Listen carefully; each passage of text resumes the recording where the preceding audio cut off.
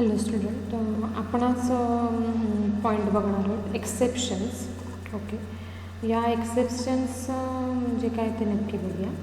And exception is an event which occurs during the execution of a program that disturbs the normal flow of the program's instructions. In general, when a Python script encounters a situation that it cannot cope with, it raises an exception. An exception is a Python object that represents an error. आता या exception म्हणजे काय की एक्सेप्शनमध्ये ज्या काही तुमच्या आता program run करताना काही एरर्स येतात, एक्सेप्शन येते किंवा स्टँडर्ड येते, व्हॅल्यू एरर येते. ओके, तर ह्या सगळ्या एरर्स येतात, या म्हणजे कोणत्या एक्सेप्शन्स आपल्याला येतात की त्याच्यामुळे आपला प्रोग्राम रन होत नाही.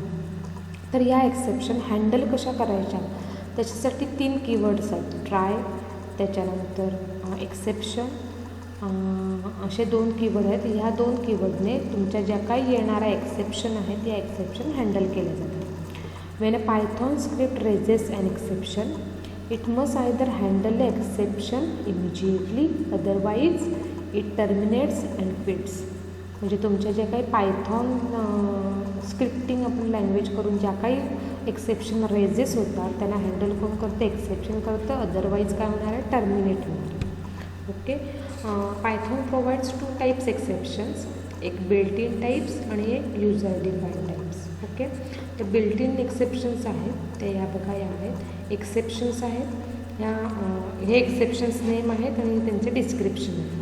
म्हणजे एक्सेप्शन हा सगळ्यांचा क्लास. या एक्सेप्शनमध्ये सगळ्या एक्सेप्शन्स काय असणार आहेत, ॲड असणार आहेत. Base class for all exceptions म्हणजे या stop iteration, system exit, standard error, त्याच्यानंतर ॲरिथमॅटिक एरर, ओव्हरफ्लो एरर, या ज्या काही सगळ्या एक्सेप्शन्स आहेत या एक्सेप्शन कशामध्ये आहेत, तुमच्या एक्सेप्शन या क्लासमध्ये असणार आहेत. म्हणजे होल सगळ्या एक्सेप्शन ह्याच्यामध्ये असणार. तर पर्टिक्युलर स्पेसिफिक समजा एखादी एक्सेप्शन घ्यायची असेल तर सिस्टीम एक्झिट, स्टँडर्ड एरर या स्पेसिफिक नेम आहेत हे एक्सेप्शनचे. ओके, तर या हँडल कशा करायच्या पुढे बघा. Handling exception. If you have some suspicious code that may raise an exception, you can defend your program by placing the suspicious code in try block. म्हणजे जिथे एक्सेप्शन तुमच्या रेज होणार आहेत असा जो काही कोड आहे तो कोणत्या ब्लॉकमध्ये टाकायचा आहे, ट्राय ब्लॉकमध्ये टाकायचा आहे. After the try block include an except statement. म्हणजे ट्राय ब्लॉकनंतर काय स्टेटमेंट यूज करायचं आहे, एक्सेप्ट स्टेटमेंट यूज करायचं. followed by a block of code which handles the problem as elegantly as possible. The syntax बघा त्याचा काय आहे, ट्राय, एक्सेप्ट आणि एल्स. तर ट्राय ब्लॉकमध्ये आपल्याला काय करायचं आहे की तुमच्या ज्या काही एक्सेप्शन रेज होणार आहेत जिथे ते जे काही कोडिंग आहे ते ट्राय ब्लॉकमध्ये टाकायचं आहे. आणि एक्सेप्शन, एक्सेप्शन म्हणजे तुमच्या ज्या काही एक्सेप्शन असणार आता एक्सेप्शन नेम इथे टाकायला लागतील. या सिंटॅक्स एरर असेल, नेम एरर असेल, टाईप एरर असेल, व्हॅल्यू एरर असेल तर ते कुठे टाकावं लागणार आहे, एक्सेप्ट या एक्सेप्शनच्या पुढे. किंवा एक्सेप्शन असं तुम्ही यूज केलात तरी काय हरकत नाही. म्हणजे त्याच्यामध्ये सगळ्या तुमच्या ज्या काही एक्सेप्शन आहेत या सगळ्या इन्सर्ट बिल्ड केलेल्या आहेत. आणि एल्स पार्टमध्ये तुम्ही समजा ह्या एक्सेप्शन हे नाही झाल्या तर एल्स पार्टमध्ये तुमचा एक्झिक्यूट होणार आहे. Okay, here few important points about the above mentioned syntax. A single try statement can have multiple except statements. This is useful when the try block contains statements that may throw different types of exceptions. You can also provide a generic except clause which handles any exceptions. Okay. After the except clause, you can include an else clause. The code in the else block executes if the code in the try block does not raise an exception. म्हणजे else block केव्हा हे होणार आहे else block की जेव्हा exception raise होणार नाही तेव्हा काय होणार आहे, एल्स ब्लॉक एक्झिक्यूट होणार आहे. जर ट्राय ब्लॉकमध्ये समजा काय कोड असेल तिथे समजा एक्सेप्शन रेज झाल्या तर या एक्सेप्ट हे ज्या काही म्हणजे एल्स ब्लॉक इथे टर्मिनेट एक्झिक्यूट होणार नाही तर काय होणार आहे, एक्सेप्ट हा जो काही ब्लॉक आहे तो एक्झिक्यूट होणार आहे. ओके, पुढे आपण एक्झाम्पल एक बघूया ह्याचं. त्याचं एक कोडिंग मी ऑलरेडी इथे तयार केलेला आहे. ओके, तर इथे बघा ट्राय. आता हा ट्राय, ओके, ट्रायमध्ये एक फाईल जी काही food.txt ही काही मी ओपन करून घेतलेली या स्टेटमेंटद्वारे.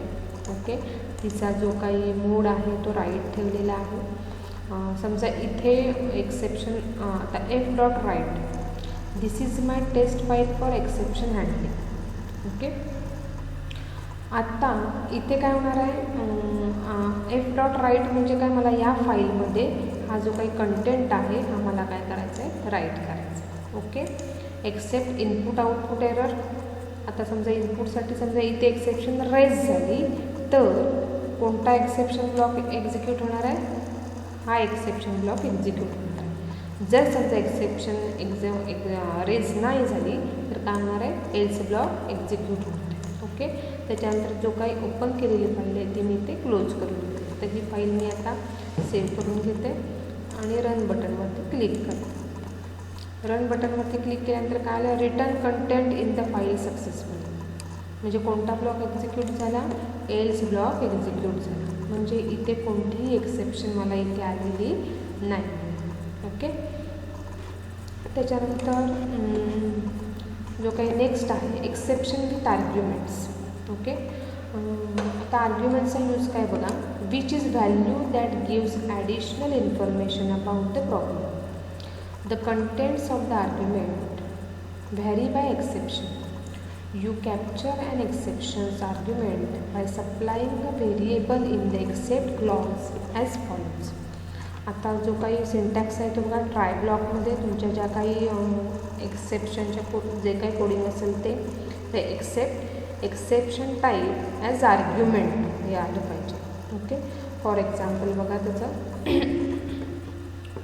प्रोग्राम करून ठेवलेला आहे.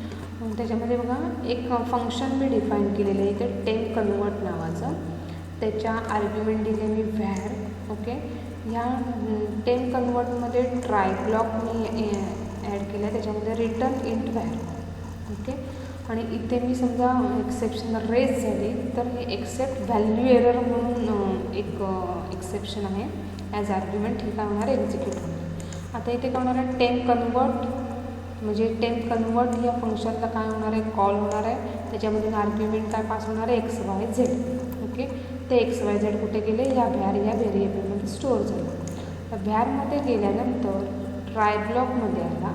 ट्राय ब्लॉकमध्ये आल्यावर रिटर्न इंट व्हॅर म्हणजे जे काही XYZचं कन्वर्जन कशामध्ये होणार आहे, इंटमध्ये. तर इथे काय होणार आहे, एक्सेप्शन रेज होणार आहे. जे काय XYZ आहे त्याचं कन्वर्जन इंटमध्ये होणार नाही आहे, म्हणून ते एक्सेप्शन रेज झाली. त्याच्यामुळे काय एक्सेप्शन आहे, व्हॅल्यू एरर ॲज आर्ग्युमेंट. म्हणजे तुम्हाला आउटपुट काय मिळणार आहे, the argument does not contains numbers. म्हणजे जे काही आर्ग्युमेंट्स आहेत त्याच्यामध्ये नंबर्स हे कंटेन्स नाही आहेत, तर काय आहेत, लेटर्स आहेत. त्याच्यामुळे व्हॅरचे इंटिजरमध्ये कन्वर्जन झालेलं नाही. तर ही जी काही फाईल आहे ती आपण सेव्ह करून घेऊया आणि रन करून घेऊया. बघा काय होणार आहे, the argument does not contain numbers, invalid return for int with base 10 XYZ. Okay, XYZचं कन्वर्जन कशामध्ये झालं नाही, इंटमध्ये झालं नाही.